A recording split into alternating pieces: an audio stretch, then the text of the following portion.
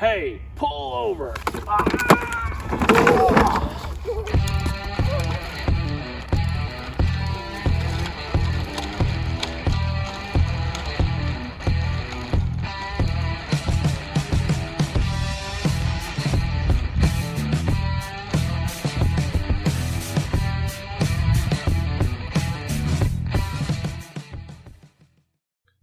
The memories of the 16-bit era. Growing up, there are few things that could bring a smile to my face more than flying through the casino zone in Sonic the Hedgehog, munching more tasty treats than King DDD himself in Kirby Superstar, or beating the crap out of a tatted biker dude in Road Rash. Yeah, you remember what game I'm talking about. What other title could you effortlessly evade the cops in a high-speed motorcycle race, slapping the shot out of each other with bananas and monkey wrenches? It's a heck of a time. The Road Rash series is one that I grew up with a high affinity of during my childhood. There were plenty of after-school escapades where my buddies and I would drop by one of our houses, pile up a few inches from an old CRT, and boot this sucker up. However, as I grew up, it seems that the franchise essentially vanished off the face of the planet. Was it lack of sales, audience devotion, or pure fate that doomed the Electronic Arts franchise to the depths of uncertainty? Let's take a look back through the game's history and attempt to find out. Road Rash first blasted onto the scene in 1991, the same year that the Super Nintendo was released. One of the most interesting factoids I uncovered about the series is that it was EA's very first title that they developed in-house. After the initial disaster attempting to develop Mario Andretti's Racing on the NES due to the lack of graphical capability, specifically with a banked road mechanic they were attempting to employ, the company shifted gears into high-speed motorcycle racing on the far superior Sega Genesis. Road Rash pitted the player amongst 14 other motorcyclists, starting in last and forcing you to kick and punch your way to the checkered flag at the end of each race. Initially pitched as Road Rash on Mulholland Drive by designer Dan Geisler, for personal nostalgia reasons, the title was truncated to Road Rash due to its catchy nature. The game drew heavily on the violent nature of Grand Prix motorcyclists during the late 80s and early 90s, and added a unique dynamic racing games had not yet experienced: the ability to punch people. Perhaps even more unique was the fact that the enemy bikers had actual names, and seemed to develop some sort of personality along the way, even if it was only contrived by our own minds. Like, screw you Lester, eat crowbar. The courses spiraled on for miles at blistering paces, with plenty of obstacles to stand in your way, including cars, trees, and even cows. Dang it, Bessie, move your tail, I have some illegal street racing to continue. As you were blazing through the California highways, cops would also try to stop you, and the game would allow you to take shots at them as well, but if you failed to lose them, it was off to jail with you. The initial reception of the game was a bit mixed. The target audience, teens, absolutely loved it. Jammin' 90s rock tracks from bands like Soundgarden riffed in the background while you sped off into the sunset of nefarious bike violence. It was right up my alley at the time. However, the focal point on violence, especially against law enforcement, did not bode well with certain demographics, and even caused some bit of internal strife at EA when the game was in development. Despite these issues, the game sold extremely well, and quickly became EA's highest grossing game at the time of release. Road Rash was so successful, in fact, it received ports on the Amiga, Game Gear, and Sega CD, each receiving mostly positive reception. And even Game Informer slated it as the 88th best game ever made in 2001. The 3DO port featured enhanced use of foam motion video, and Road Rash certainly had a lot of that. The future certainly looked bright for the company on the Genesis and beyond. Road Rash received 2 further iterations on the Genesis, Road Rash 2 just a year later, and Road Rash 3 Tour de Force in 1995.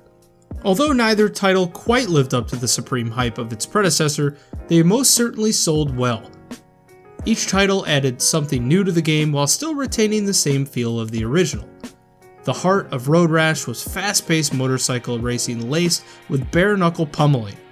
Not much had changed in that department. Despite the mostly positive reception, this was also the point in the franchise when people started to take notice of its potential stagnation.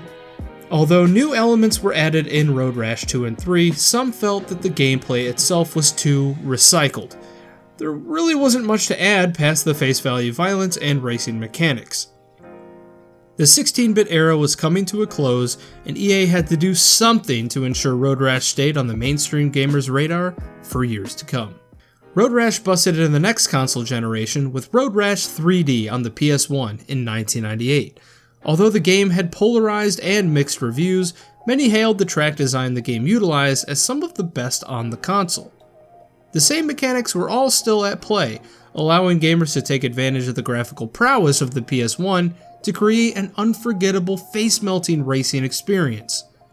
Bands such as Sugar Ray and Kid Rock produced specifically licensed tracks to blare through your TV speakers while blazing the winding trails of motorcycle goodness. However, despite the new and aesthetic packaging, perhaps Road Rash 3D's biggest flaw was the fact that it was almost the exact same experience as previous iterations. On top of this, loads of glitches, lessened emphasis on vehicle combat, and lack of multiplayer plagued the game from exceeding expectations at launch in sales. The game had its 4th title in 7 years, not to mention all the ports, and the charm was starting to fade, and rather quickly. THQ gained the licensing of Road Rash and attempted to correct these missteps with the only Nintendo console release of Road Rash 64 in 1999, but the damage had already been done. The lack of detail on the 64, combined with the fading fanbase, outshined the inclusion of multiplayer, co-op, and ridiculous weapons and bike customization. Road Rash Jailbreak was released in 2000, and the franchise had already breathed its last breath. Unfortunately, THQ had the tendency of grabbing these licenses at the wrong time, and the series appeared to die with THQ themselves.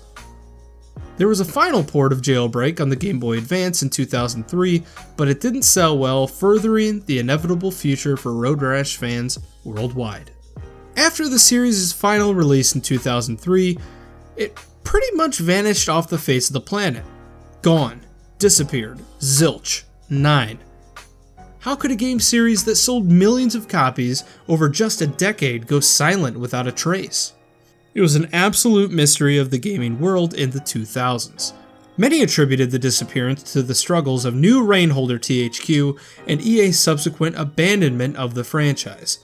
After all, there really wasn't much life in the series after the last few releases that essentially flopped. What developer would want to take a chance with a series that, at face value, had offered everything it had in store?